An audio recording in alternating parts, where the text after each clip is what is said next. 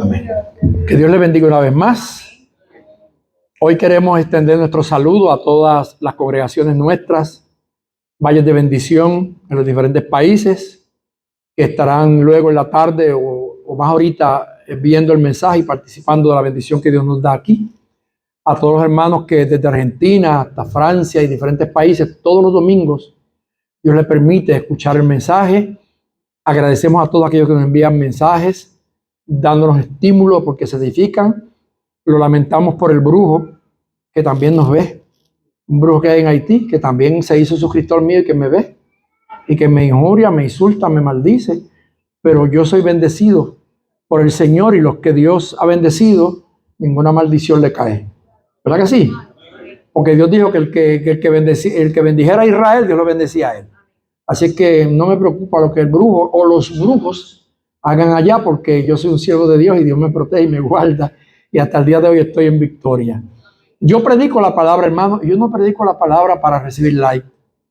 Yo no predico la palabra para que nadie me aplauda. Yo predico la palabra porque es un privilegio que Dios me ha dado. Yo no soy merecedor de ser predicador, porque aún los ángeles quieren hacerlo y no les fue permitido. Así que a los hombres que Dios nos ha escogido para predicar su palabra, tenemos que hacerlo con temor y temblor, sabiendo que no depende de nosotros, sino de la gracia divina que nos acompaña. Por eso cada vez que yo predico, bendigo el nombre del Señor.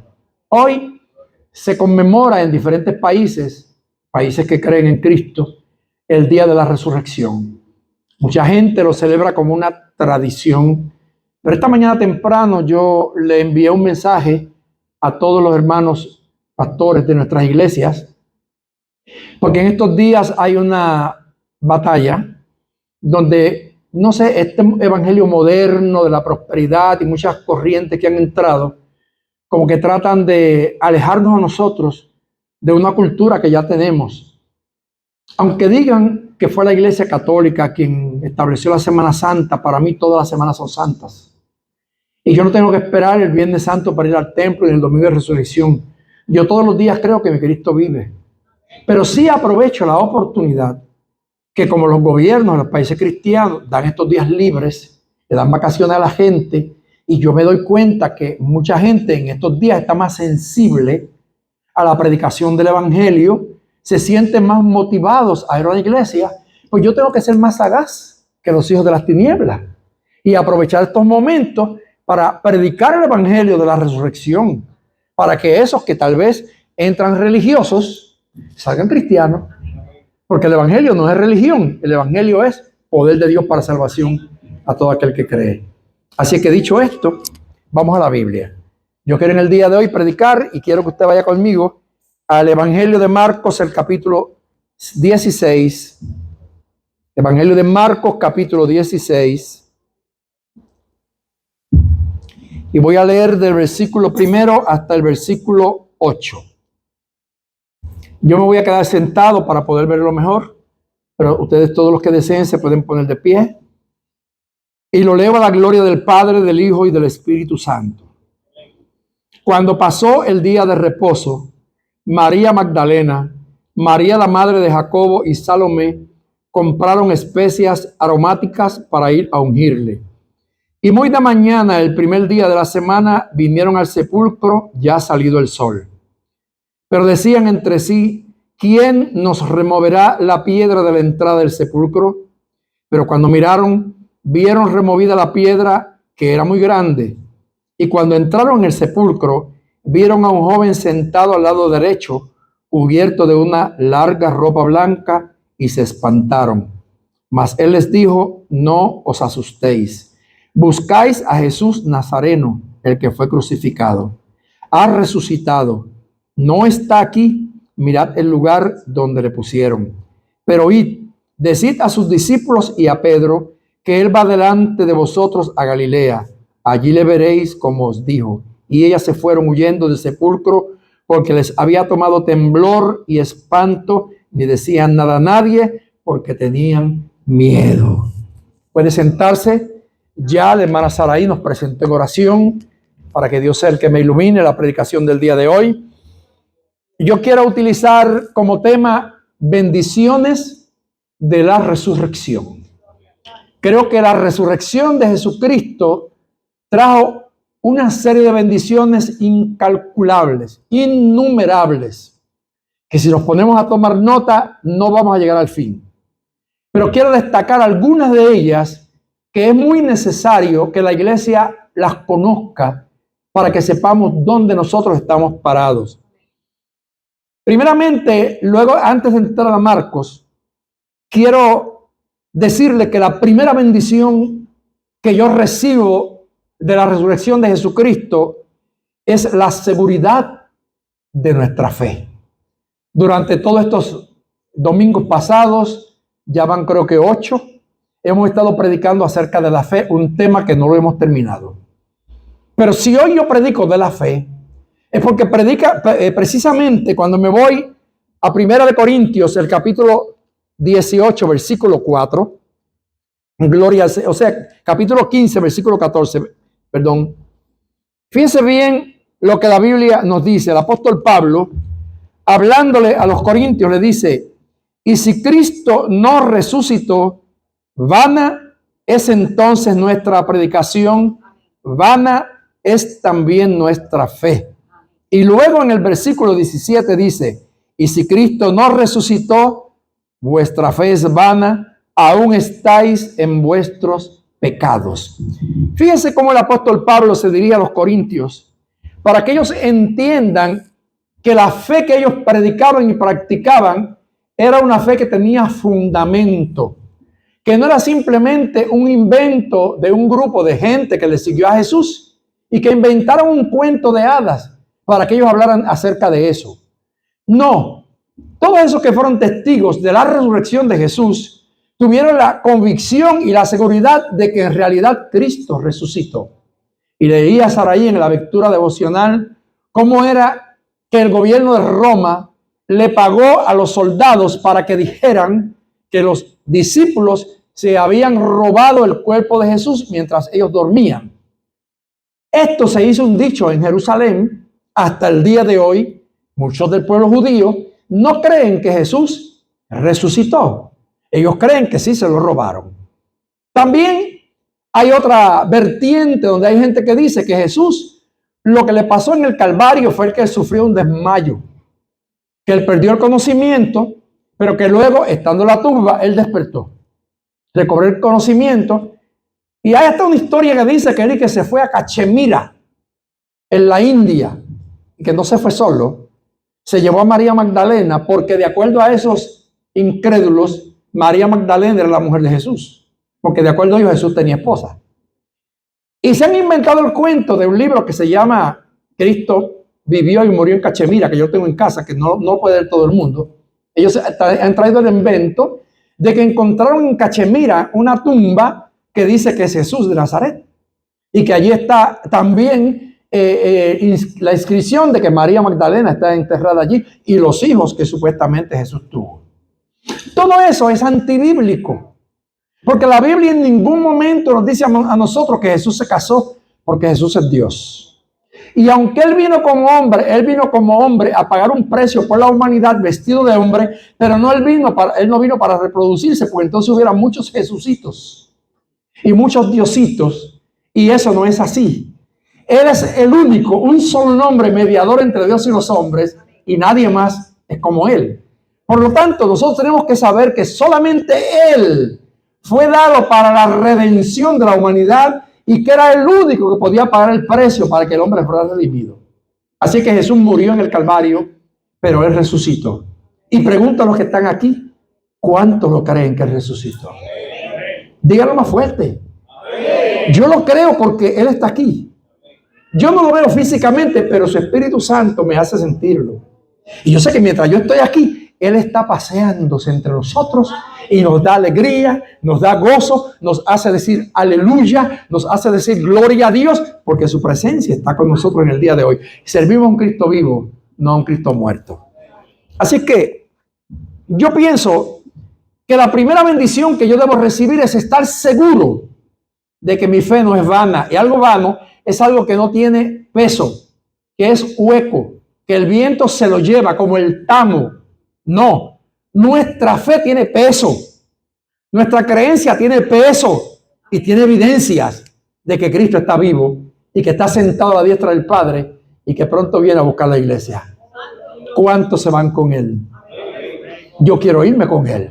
Y estoy peleando por irme con Él. Y estoy luchando por irme con Él. No he llegado a la perfección porque no hay un hombre que llegue a ella hasta que sea transformado. Pero voy camino a.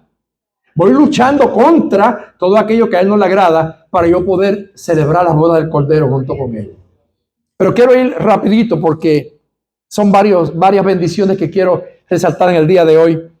Yo pienso, y estoy de acuerdo con algunos teólogos, que las mejores noticias que el mundo pudo oír salieron de la tumba de Jesús. Qué cosa extraña, ¿verdad? ¿Cómo es que de una tumba pueden salir las mejores noticias? Cuando siempre que se habla de tumba, usted lo que ve es cadáver, huesos, pudrición, muerte. Pues esta tumba fue diferente. De la tumba de Jesús salieron las mejores noticias. Número 1, de allí salió la noticia de que la muerte fue vencida.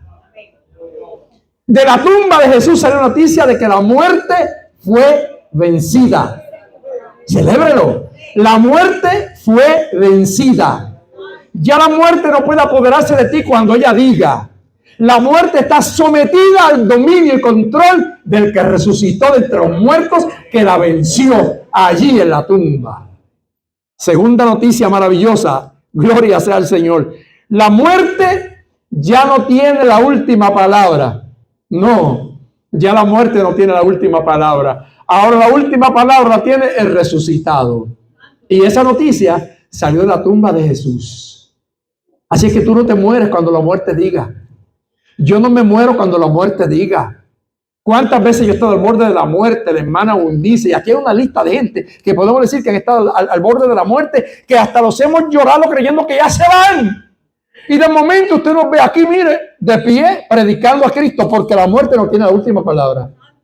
Y aun cuando el médico te diga todo se acabó, el médico y la muerte tienen que esperar a que Jesús diga, Eliasim, sube acá. Oye, hasta que Él no pronuncie esa palabra, sube acá, la última palabra no la tiene la muerte, la tiene mi Jesús resucitado. Tercera noticia, mis queridos hermanos. La muerte fue derrotada por la victoria. Sorbida es la muerte en victoria. Esa tercera noticia salió de la tumba de Jesús. La muerte fue derrotada por la victoria de Jesús. Porque de ahí en adelante, mis queridos hermanos, surgieron tantas cosas maravillosas. Antes de Jesús habían habido muchas resurrecciones. En el Antiguo Testamento, Elías había resucitado a un muerto. Eliseo había resucitado a un muerto. Sí, había Jesús resucitado al hijo de el hijo de Naín. Había resucitado a Lázaro. Había resucitado a la hija de Jairo. Y hay, creo que alrededor de 8 resurrecciones, pero todos volvieron a morir. Porque ellos no experimentaron lo que Cristo experimentó. Y ahora cuando Cristo resucita, Él se olvida la muerte, porque ahora ya la muerte no tenía más dominio ni control sobre Él, y por lo tanto el único que resucitó y sigue vivo se llama Jesús.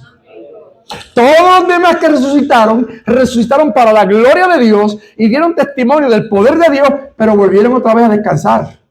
Y están esperando que suene la trompeta para reunirse con su Señor. Pero Cristo resucitó de entre los muertos y Él sigue vivo. Él está vivo. Hay un cántico que me gusta mucho, que yo lo cantaba antes, que bebé me hacía coro. Vivo está. Vivo está, ¿se acuerdan? Sí, vivo está. Jesús está vivo. Y por eso hoy estamos celebrando su resurrección. Así que, mis queridos hermanos, hoy podemos proclamar que Jesús vive. Si Él no hubiera resucitado, yo no estuviera hablando aquí de la victoria. Pero yo puedo proclamar que Jesús vive, que Él es real.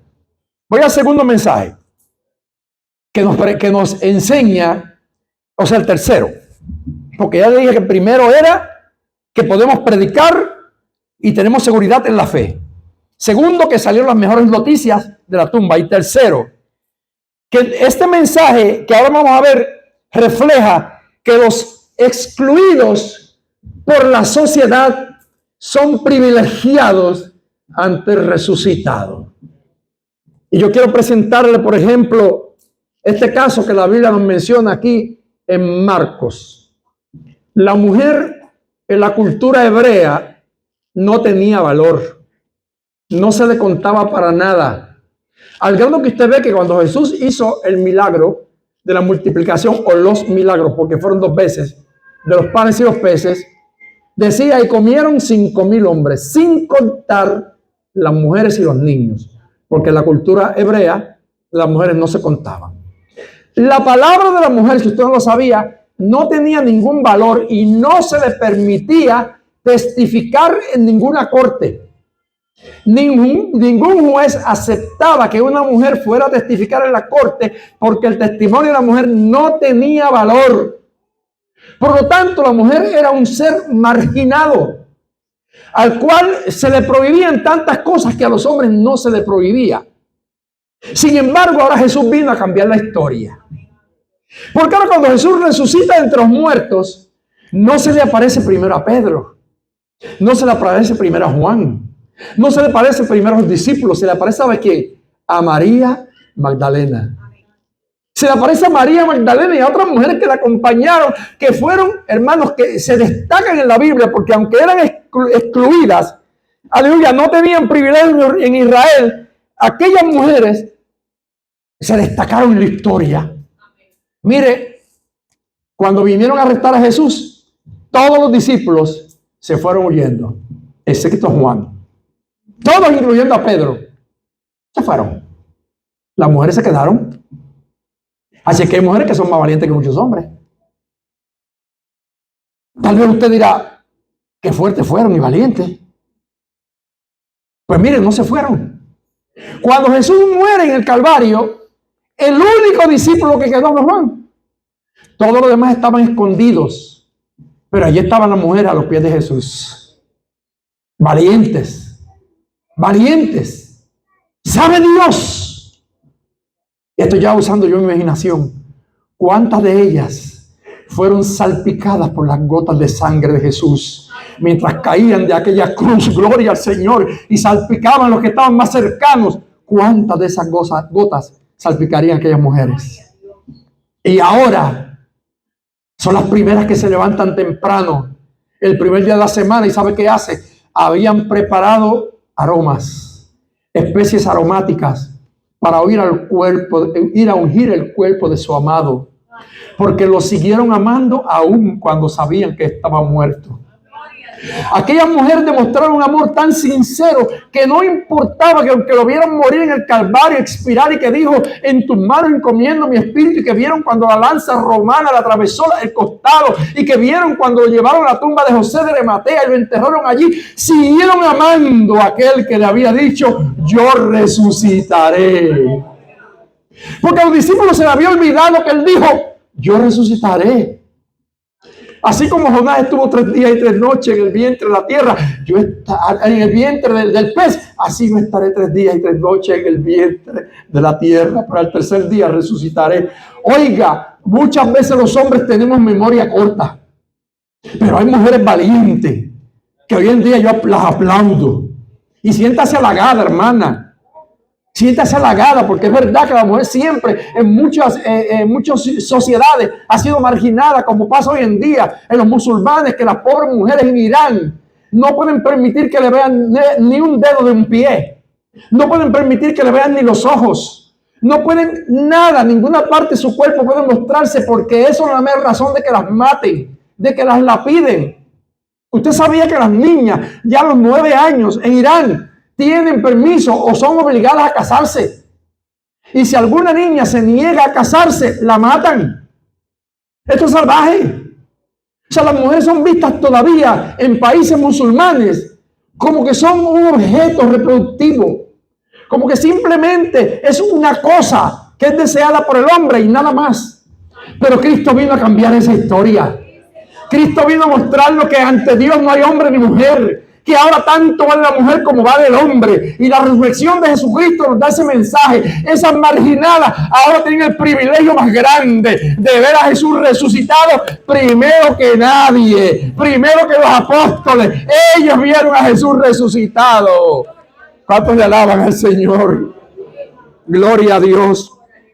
Así es que Cristo vino, hermanos, y cambió la historia y alteró el cronograma de los hombres. Y Jesús se aparece primero a esas excluidas que no tenían derecho ni en las cortes, que no tenían libertad. Pero Jesús, aun esos excluidos de los hombres, son bien recibidos en el reino de los cielos. A esos que nadie ama, que nadie quiere, Jesús los sigue amando. Sí, Jesús los sigue amando. Jesús ama aún a los hombres excluidos de los hombres. Pero mis queridos hermanos, esas mujeres eran las que mostraban devoción por el ministerio de Jesús. Yo me puse a mirar en Lucas capítulo 8, versículo 3. Dice que María Magdalena, y ya usted sabe que era María Magdalena, y la Biblia siempre da una idea, de la cual había expulsado 7 demonios. Y todo el mundo ve a María como esa endemoniada, esa mujer que nadie quería mucho. De acuerdo a la tradición, no digo la Biblia, de acuerdo a la tradición, en la historia de María Magdalena dicen que se le conocía como la perla de Magdala. Y la tradición dice que María, antes de conocer a Jesús, que supuestamente era una ramera de clase, que ella no se acostaba con cualquier tipo de hombre, sino con hombres de alta sociedad. Eso dice la tradición. Pero ella cambió su vida cuando se encontró con el verdadero príncipe, con el verdadero rey. Cuando la mirada de Jesús se cruzó con la de María, María se dio cuenta que ese hombre no la codiciaba, que ese hombre no tenía una mirada de lujuria, sino que había una mirada de un amor sincero, de cambio, de transformación. Y María Magdalena vino a los pies de Jesús y aceptó a Jesús como su Señor. Ahora María Magdalena tiene un privilegio grande en la historia, porque mi querido hermano se convirtió en una discípula de Jesús y no se apartaba de Jesús. Se hizo amiga de María, la madre de Jesús. Se sentaba con María, la madre de Jesús, y aquí es mencionada en Lucas capítulo 8. Dice que María Magdalena, Juana, mujer de Chuza, que era el intendente de Herodes, también a Susana. Yo ni me acordaba que el nombre Susana estaba en la Biblia y que era bíblico. También Susana. Oiga, Susana es bíblico. Y dice la Biblia que estas mujeres le servían con sus bienes. Y tal vez ese es un detalle que nadie mira. ¿Sabe qué significa eso? Que esas mujeres eran las que auspiciaban económicamente el ministerio de Jesús. Esas mujeres que seguían a Jesús se encargaban de darle comida a Jesús y a los apóstoles. Ellas eran unas servidoras tremendas que estaban todo el tiempo pendientes a que Jesús no le faltara nada. Oiga, mira el papel que jugaron esas mujeres en la vida de Jesús. Ahora Jesús, que nunca deja pasar nada por alto, digo, estas recibirán el mayor privilegio. Y se le aparece a María Magdalena, y se le aparece a aquellas mujeres. Oiga, y le dijo un ángel, ¿por qué buscáis entre los muertos al que vive? Él no está aquí, sino que ha resucitado. Aquellas mujeres habían llevado especias aromáticas para perfumar el cuerpo de Jesús, pero se las ahorraron, porque ya el Padre lo había perfumado con la resurrección. Ya el perfume de la vida había descendido de lo alto y estaba en el cuerpo de Jesús, y Jesús ya no olía a muerto. Cuando llegaron ya al sepulcro, ya estaba la piedra removida. Porque la Biblia dice que el temor y la preocupación de ellos era ¿quién removerá la piedra? Porque la Biblia siempre describe que era una piedra que era muy pesada y que no era fácil de mover.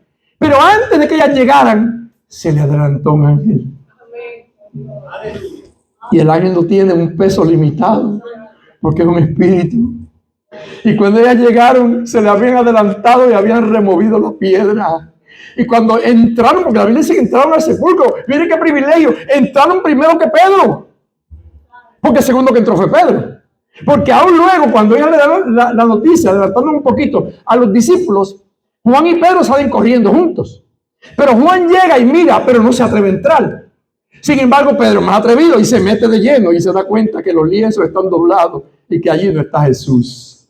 Aquellas mujeres habían llegado primero que ellos. le madrugaron. Hermana, siéntate útil en la obra del Señor. Háblale a otros de Jesucristo. Tu experiencia con Dios es genuina, es personal, es real. Habla a todo el mundo de lo que Jesús ha hecho con tu vida. Porque tú también eres un instrumento que tiene valor ante la presencia del Señor. Gloria a Dios por eso. Así es que, mis queridos hermanos, ahora esas mujeres tienen un ministerio maravilloso. Fueron esas mujeres las que subieron a Jerusalén, las que sabían que iba a morir, y a pesar de que sabían que iba a morir, fueron con él. Usted sabe que Jesús en alguna ocasión fue a Jerusalén, y cuando se tiene que irse a Jerusalén porque lo quieren matar. Y ahora cuando él va a Jerusalén, va arriesgando la vida. Y aquellas mujeres saben que Jesús volver a Jerusalén era un riesgo de muerte, pero esas mujeres fueron tan bravas, tan valientes, que no les importó que ellas las mataran con Jesús. Dijeron, vamos con él a Jerusalén. Oiga, qué valentía. Subieron también a Jerusalén. Esas mujeres fueron tan valientes que se quedaron a los pies de Jesús. Esas mujeres, mis queridos hermanos, estuvieron allí todo el tiempo pendiente a qué iba a pasar. Gloria sea el nombre del Señor. Llegaron allí temprano. Aleluya. Esas mujeres amanecieron con el primer mensaje de resurrección. Fueron las primeras que predicaron el mensaje de vivo está. Fueron las primeras promotoras de ese mensaje de vida. Gloria sea al Señor. Amanecieron temprano con el mensaje en la boca de la resurrección y fueron los primeros testigos. ¿Sabe por qué? Porque el reino de Dios también es para los excluidos, para los marginados, para aquellos que la gente tiene en poco. Yo creo que en este día, mis queridos hermanos, Dios me habla a mí y que Dios te habla a ti. ¿Cuántas veces nosotros nos hemos sentido como que somos pocos? No sé a cuánto le ha pasado. A veces usted se siente incapaz, siente que no es digno de pararse aquí en el altar a dirigir un culto, que no es digno de predicar la palabra del Señor porque hay una comunicación satánica a través de dardos de fuego en su mente que le dice, acuérdate cuando estabas perdido en las drogas, acuérdate cuando tú eras un mujeriego, acuérdate la vida de adúltero. A la mujer que fue ramera, acuérdate que tú te arrastraste por el piso. Acuérdate de todo lo malo que hiciste. Pero ¿sabe una cosa? Yo quiero que tú sepas en el día de hoy que todos tus pecados, Cristo los llevó al Calvario y los clavó allí. Y Cristo los enterró. Y una vez que tú lo aceptaste por la fe, no hay ni un pecado tuyo de los pasados por los que Él te va a pedir cuenta. Ya Él los perdonó. Así es que ahora no permitas que el diablo te margine. No permitas que el diablo te haga sentirte inferior a nadie. Háblale a todos de Jesús con el derecho de hacerlo. Háblale porque Dios tiene para ti una bendición muy maravillosa. Gloria al Señor. Ahora, yo quiero ahora también hablar acerca de algo muy importante. Yo quiero concentrarme en Pedro.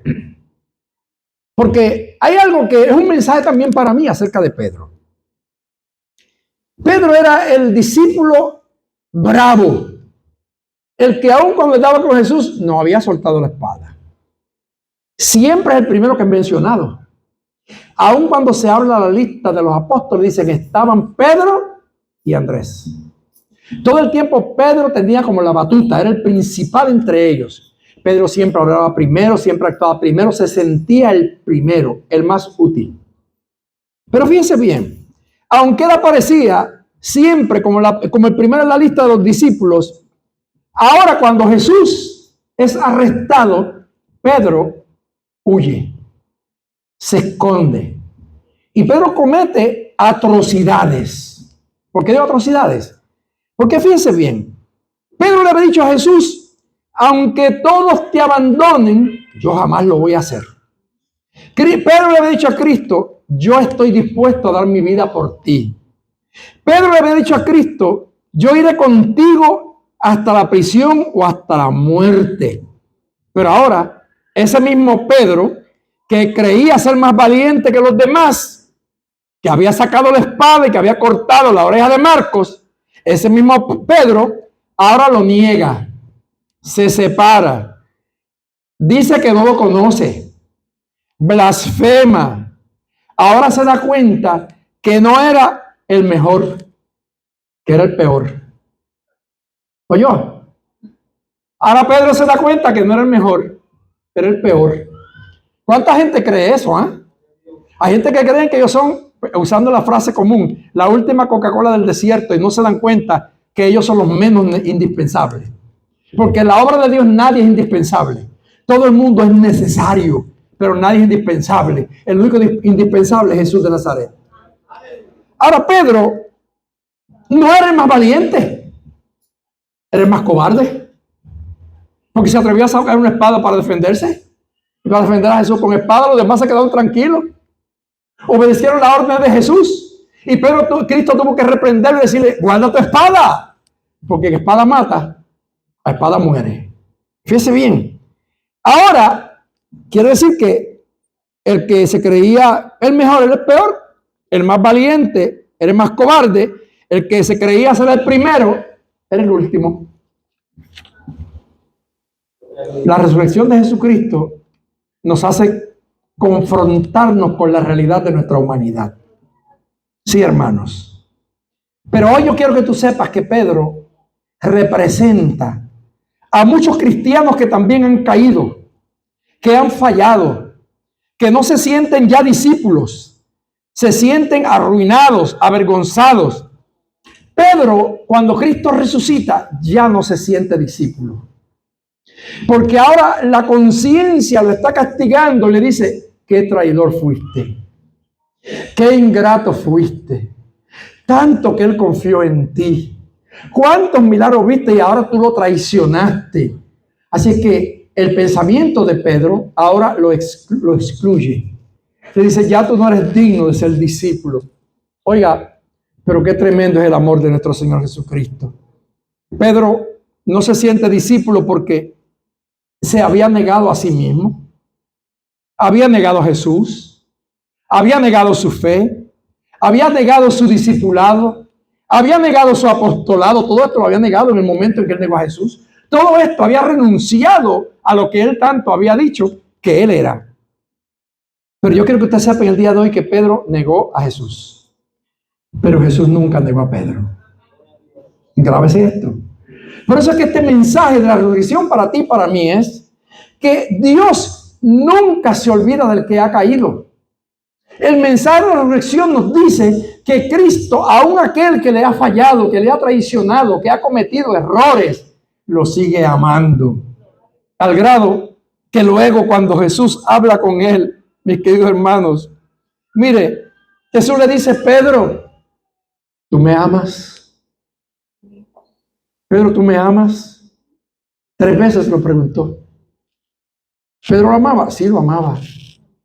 Pero ahora ya su mente estaba tan debilitada que ahora él se sentía avergonzado de decirle al Señor, te amo. Porque yo creo que a veces cuando usted ha herido a una persona, no sé si a usted le pasa, usted que está casado, tiene esposa, si usted ofende a su esposa con una palabra, ¿cómo usted después se acerca a ella? Avergonzado, cabizbajo. Bueno, si usted tiene vergüenza en la cara, ¿ves? Porque hay gente que no tiene vergüenza y que siguen para adelante como que nada pasó. Pero el que tiene vergüenza verdaderamente se siente como que mal porque la conciencia lo perturba. Y así, ¿cómo se llama? De la otra forma también, si es la mujer que ofende al hombre, ¿verdad? Debe haber un momento de reflexión y de pedir perdón. Pero hay gente que no, que te ofenden y siguen para adelante lo más tranquilo. No tienen un cargo de conciencia y tú dices, este tiene la cara lavada con lechuga. Pero en ese momento Pedro no tenía la cara lavada con lechuga. Pedro estaba siendo realista y sentía que él no era digno de decirle a Jesús, te amo, porque su conciencia le está diciendo, tú eres un traicionero. Y como tú lo traicionaste, ¿cómo te va a llenar la boca ahora diciéndole que lo amas? Pero Jesús, leyendo su corazón, y voy a decir lo que dijo un teólogo una vez. Esto lo he aprendido de un doctor en teología. Que usted sabe que hay 3 frases para la palabra amor. Está la palabra ágape, que es el amor de Dios. Fileo o filial, que es el amor entre familia. Y eros, que es el amor erótico, el amor entre parejas. Y según lo que decía este doctor en teología, él decía que aparentemente, cuando Jesús le dijo a Pedro, Pedro, tú me agapas, que es el amor de Dios. Pedro, tan tímido, le dijo: Señor, yo te fileo. Que en español nuestro diría: Señor, yo te quiero. Pero no es lo mismo querer que amar. Usted puede querer muchas cosas, pero no ama muchas cosas. Hoy, lamentablemente, se ha hecho una frase repetitiva que todo el mundo le dice a uno: te amo. Le escriben a uno: te amo. Esa es la verdad. Fulano, te amo. Y después te dicen: te amo, te pelan, hablan mal de ti, te critican. Eso no es amor. Eso no es amor. Entonces, dice ese teólogo que entonces vuelve a Jesús y dice: Pedro, tú me agapas. O sea, tú me amas. Y Pedro vuelve y le dice: Señor, yo te fileo. Señor, yo te quiero. Jesús no está satisfecho con la respuesta de Pedro, porque Jesús no quiere que lo quieran. Jesús quiere que lo amen. Él quiere que el día de hoy tú no lo quieras, que tú lo ames. Ahora Jesús vuelve por tercera vez y le dice: Pedro, tú me agapas. Y ahora que Pedro, lleno de temor, le dice: Señor, tú sabes todas las cosas. Tú sabes que aunque te estoy diciendo te fileo, lo que te quiero decir es que yo te agapo. Señor, yo te agapo, yo te amo. Entonces es que Jesús le dice: apacienta mis ovejas. Porque Jesús no puede entregarle su iglesia a nadie que quiera la iglesia. Jesús le entrega la iglesia al que ame a la iglesia.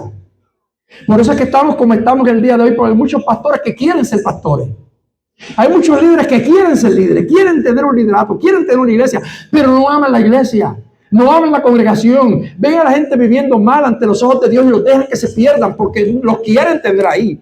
Los quieren porque le importan sus diezmos, los quieren porque le importan sus ofrendas, los quieren porque le importan sus donativos, los quieren porque le importan cuando los llevan a Burger King o cuando los llevan allá a Chili's. No. El que verdaderamente ama la iglesia, haya diezmos o no haya ofrenda o no haya hermanos dones o no haya perfume o no haya Chili's o no haya, ama esa congregación porque él está entregándose al Jesús que amó la iglesia de tal forma que de tal manera amó al mundo que se entregó por la iglesia. Pero no se quedó muerto, resucitó y está aquí con nosotros en el día de hoy. Así es que quiero que usted se grabe esta frase: la gracia de Dios es mayor que el tamaño de tu pecado. Grábatelo y llévatelo hoy en la mente. La gracia de Dios es mayor que el tamaño de tu pecado. Porque la Biblia te dice: si tus pecados fueren rojos como el carmesí, que es una tinta que es imposible de deshacerla, de borrarla, serán blancos como la nieve blanca. ¿Verdad que sí? Porque al Señor no le importa lo profundo que tú hayas caído, hermano. Y me estoy refiriendo a la iglesia y también a los amigos. Y a aquellos que yo sé que por las redes me ven, que viven todo el tiempo con un pliego acusatorio, que están todo el tiempo luchando porque su mente, su conciencia no los deja vivir en paz, porque creen que ya Dios los desechó, los desahució, porque en un momento le fallaron, porque perseveraron y se apartaron del evangelio y ahora creen que Dios no los va a perdonar. Ven, regresa a Jesús. Mira la parábola del hijo pródigo, cuando aquel hombre, después que gastó todos los bienes de su padre y estaba comiendo algarrobas en un corral de cerdos apestoso, se acordó del papá y dijo: volveré a casa de mi padre aunque no me trate como hijo. Y cuando llegó a la casa de su padre, ¿sabe qué hizo el hijo? Cuando lo vio llegar, mandó a matar el becerro gordo y dijo: hagamos una gran fiesta porque mi hijo era muerto, pero ha resucitado. Y le puso un anillo de oro en la mano, diciendo: este es mi hijo amado que ha regresado. Y así está Dios dispuesto hoy, así está Cristo hoy dispuesto a regresar, a recibir a todo aquel que se fue de Él y que quiere regresar nuevamente a Él, y que le dice: perdóname, Señor, porque me fui hondo, me fui profundo, pero del lodo cenagoso tú me sacas en el día de hoy, porque tú tienes misericordia de mí y te metiste en el hoyo profundo. Oh, gloria a Dios por amor a mí. Yo no podía morir en el Calvario, ni tú podías morir en el Calvario. Ninguno de nosotros hubiéramos resistido los azotes que estaba descifrando mi primo el viernes en el mensaje que predicó aquí. Las laceraciones, los golpes, las bofetadas, el escupir, las patadas, todo eso, lo desfiguraron. Tú y yo no podemos resistir eso. Porque cuando nos dan el primer pisotón, ya nosotros devolvemos un golpe. Decimos, si me empujas, te empujo. Pero Cristo enmudeció y no abrió su boca. Si me agredes, te agrede. A Cristo le agredieron y se quedó mudo. Como cordero fue llevado al matadero. Y enmudeció delante de sus trasquiladores y no abrió su boca. ¿Sabes por qué? Por ti. Por mí. Porque si él se hubiera defendido, si él hubiera luchado, y él se lo había dicho a los apóstoles, yo puedo pedir legiones de ángeles que vengan del cielo y me defiendan. Él podía, porque aunque era hombre, era Dios, pero él no se aprovechó de su divinidad para escaparse de lo que le esperaba pasar, sino que dijo, Padre, pasa de mí esta copa como tú quieres, no como yo, Jesús, quiero. Pásala como quiere Cristo que la pase. Porque Cristo era ungido, el Mesías de Dios. Jesús era el nombre humano, el Salvador. Él dijo, no, yo quiero que tú la pases como Cristo. Aleluya, como Cristo quiere, no como Jesús quiere. Así que, hermanos, si tú y yo estamos aquí hoy, si tú y yo estamos aquí hoy, es gracias a esos mensajes gloriosos que son revelados a través de la resurrección de Jesucristo. Ya estoy a punto de terminar, pero voy a hacer 2 observaciones más. También otro mensaje que nos trae la resurrección es que la resurrección de Cristo proclama para la humanidad una nueva creación. Dios creó al hombre en el huerto de León, pero ¿cómo? En el huerto del Edén. ¿Pero cómo lo creó? Del barro, del polvo, un cuerpo físico, un cuerpo que luego con el pecado fue contaminado, fue dañado y sentenciado a la muerte. Con la resurrección de Jesucristo y al resucitar, ahora la fe de la iglesia es una fe que nos hace creer en la verdad de Dios para con nosotros, y ahora nosotros podemos experimentar un nuevo nacimiento. Y por eso es que ahora el apóstol Pablo en 2 Corintios 15, 17 dice, de modo que si alguno está en Cristo, nueva criatura es. Ahora hay el derecho, ahora hay la oportunidad de que tú seas creado de nuevo.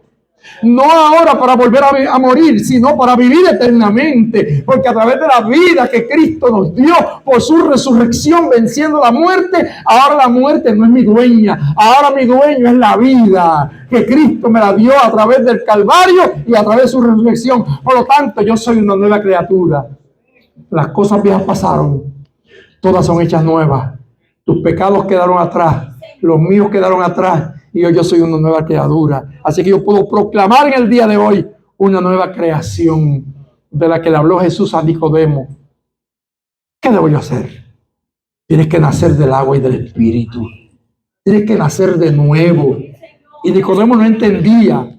¿Podrá el hombre después de viejo entrar en el vientre de su madre y volver a nacer? No, no es eso que me refiero. Es que tienes que nacer del Espíritu y del agua. Tienes que convertirte y bautizarte.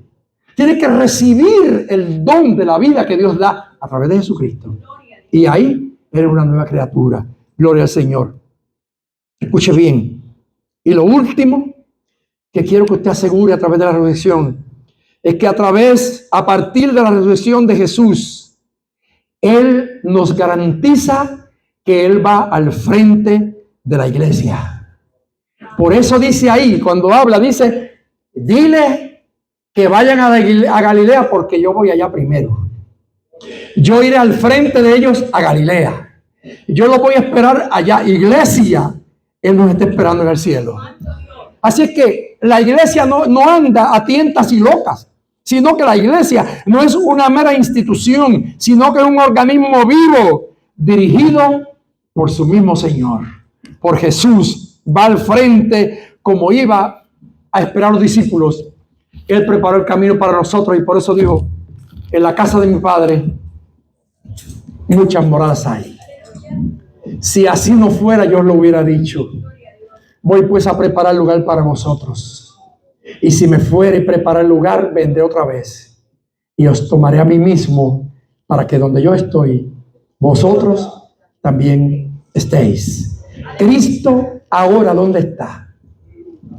Ahora Cristo está sentado a la diestra del Padre, lleno de poder y de gloria, siendo adorado como era antes de humanizarse, esperando la hora en que el Padre le diga, desciende a buscar el pueblo que redimiste con sangre. De ese pueblo soy yo. De ese pueblo eres tú. Y cuando Él aparezca en las nubes del cielo, se llevará a aquellos que le han aceptado como Salvador personal y que han vivido una vida agradable delante de sus ojos.